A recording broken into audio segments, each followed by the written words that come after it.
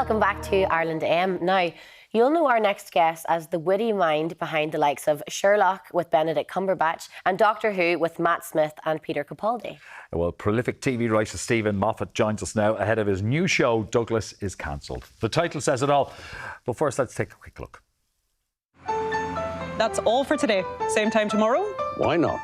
See you at 6. And that's us off air. My wife thinks you've got chemistry. Excuse me? You and him on telly. Thinks you've got chemistry. She adores you, you know that. Everyone knows that. Sorry, what? Overheard presenter Douglas Bellows making an extremely sexist joke. This isn't news. It's going to be news. It's you. She plays you. Madeline's not like that, is she? Wow, that looks fabulous. I can't wait to watch that, actually. Stephen, thanks so much for coming on the show. Pleasure. Now, Delighted to be here. Douglas is cancelled. The title kind of speaks for itself, maybe? Yes, you're right. I've given away the entire plot in the first 3 words. Tell us a bit more now. Where did you get the gist from? I can't remember where I thought, because I originally wrote this as a play a few years ago. And I sent it off. I just left Doctor Who and Sherlock, and I was fairly confident that every theatre in the land would want my play. Absolutely none of them did. Not one. Some of them didn't even reply. But Karen Gillan, my old friend from Doctor Who, liked it, so we ended up thinking about a film and then making a TV series. I mean, what the story basically is, it's a TV presenter, so be warned, who makes a dodgy joke at a wedding and is overheard. And is worried that his career will come crashing to the ground. So don't say anything wrong at a wedding, like, I don't know, I do. That can always be. That can get you into an awful lot of trouble. Yes, it does. And for a long while. And for a long, long time, yes. Yeah. But the whole cancel culture thing, now, we were chatting about it just before we came to air. Sometimes it can be one line that can destroy a career, but and sometimes it's one line that's taken out of context. What's your opinion on it? Very often. Yeah. Sorry? I said, what's your opinion on it? On cancel Well, culture? it depends, doesn't it, who's getting cancelled? I'm quite happy with cancelled Gary Glitter, but some other people seem to be a bit more blameless. You know, it's odd to end someone's career without them even having broken a law or harmed anyone. That's bad. And I don't think, even where the cancellation is deserved, that we should hand over judgment to the mob. That's not a good idea. But the mob is so close to us now because you're only one iPhone away from the rest of the world, you know, and it can happen so fast. By the time you've made your stupid drunken joke, and by the time you get home in the taxi, you're finished. So yeah, don't get drunk and don't speak to people. That's my advice. My message to the world. Oh, okay. Good advice to have. Now, Well, we're looking forward to this series. I mean, it's got a terrific cast. Hugh Bonneville, he was on the show with us recently as well. Great actor. Yeah, oh, he's a wonderful man and a lovely, funny man too. Absolutely hilarious. Let's talk about some of the other stuff you've done, because in our house, Doctor Who was always a big thing. For me, growing up, my Doctor Who was John Pertwee. When Tom Baker came along, I kind of lost interest. So you were there for 2 Doctor Whos, for both Matt Smith and Peter Capaldi. I was, yeah. That was an exciting time, I would imagine. Oh, it was brilliant. I have to say, I wrote for David and Chris as well, because I was a writer on the show, and I'd just done a couple for Shooty. It was incredibly exciting. I mean, I mean, to be absolutely candid, I got into television because I wanted to run Doctor Who. I didn't realise that would actually happen. That was one of the most surprising things ever. But it's a childhood dream come true. Obviously, of course it is. and Shooty is incredible as an actor. And I guess you've been responsible for so many of the most iconic episodes in Doctor Who. Is it weird coming back to the season? I mean, in a strange way, it wasn't as weird as it should have been. You know, I hadn't been on the show for 7 years. I used to run it. I was coming back in a junior capacity. But, do you know, I love the people who make the show. I love Russell and Julie and Phil and Jane. These are all very old friends of mine. So it was just fun. And it was quite nice, you know, that I had my old job back for exactly one episode and then I could go and lie down. Because Russell has to keep toiling away all the time, constantly. We're watching snippets there of the show. And Ncuti Gatwa is an incredible actor. And do you think he brings different aspects to Doctor Who? His characters, is it different from the other actors?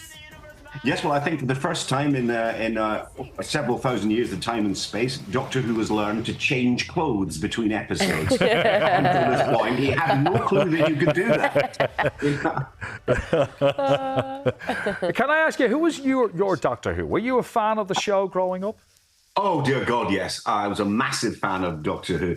And truthfully, I think I can say this is absolutely true. I was always a fan of the current one. I always liked them best. But, I mean, I suppose when I was at my absolute peak, Tom Baker was the Doctor. Right. But I love Peter Davison. I mean, I was always very excited about there being a new one. And of course, several of the Doctors are now my personal friends, so I have to be very, very careful. Very, very careful. Signing a favourite. My traditional reply is my favourite Doctor is Doctor Who. So That's a good answer. Like, we stopped a holiday because the announcement was being made as to who was replacing Matt Smith, and that was when that was when Peter came in. But he was pretty close to being Doctor Who before that. Yes, he was. He auditioned, I think, for the TV movie that Paul McGann ended up doing, or he didn't audition. He decided not to at the last minute. But he was, and he doesn't like me pointing this out, so I always do. A massive Doctor Who fan when he was a kid. He had a collection of memorabilia that was truly awesome. And then when he turned into cool Peter Capaldi, which of course he still is, he threw all that away and buried it, and so that no one would know he was just a Doctor Who dweeb. But then I cast him in Doctor Who, so he was outed and no longer cool. Now, Doctor Who did wrap last night on BBC One for the year. Yes. However, there is a special coming this Christmas, and our very own Nicola Coughlan is going to be a guest star. Is that right? That's correct, yes. And that's one I wrote. I wrote that one. So I'm very excited about it. I think it's rather good. Nicola is wonderful in it. She will break your heart. And I'm not allowed to say anything about it. Oh, At least I think I'm not allowed to say anything about it, so I'll just shut up. But it's a good one. I think it's a good one. Okay. Sherlock as well, with Benedict Cumberbatch. What a brilliant idea that was in the first place. Mm-hmm. Yes, that was a truly brilliant, ingenious idea, and I can say that with confidence because it wasn't mine. Been updating Sherlock Holmes for years. Basil Rathbone was updated to the 1940s, so it wasn't just me and Mark being clever. We just thought we should do that again. We should update it again, and of course we got lucky because we cast Benedict Cumberbatch when he was just that actor with the ridiculous name, and he became a star. So he became a star on our watch, and that was a wonderful and exciting time. God, I loved that show. Yeah, okay. Very funny. But it also featured, and again, we're looking for the Irish link, Andrew Scott. Mm-hmm. Of course, yes. But was he the first? I'm wondering, because obviously Moriarty, or Moriarty, as Doyle actually pronounced it. That's true.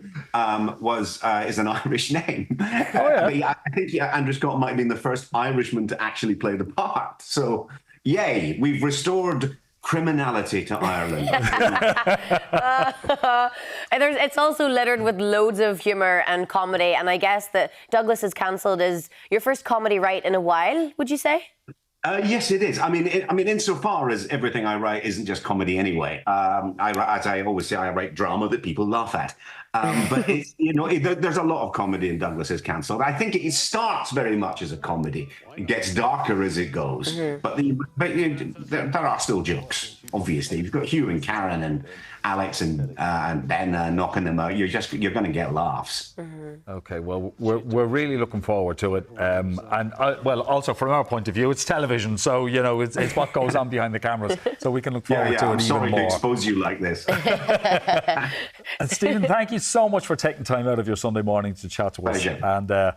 And good luck with all that you do in the future. Everything. Thanks Thank you very very much. Good luck to you guys, and be careful at weddings. Yeah. We will say, no, I'm not going to any anymore. Never going to accept any more No, I'm not invitations. going anymore. You can catch the first episode of Douglas Is Cancelled this Thursday on ITV at 9 p.m. After the break, Martin's about to nerd out over a collection of historic match-worn football jerseys. You excited? I'm very excited. See you soon.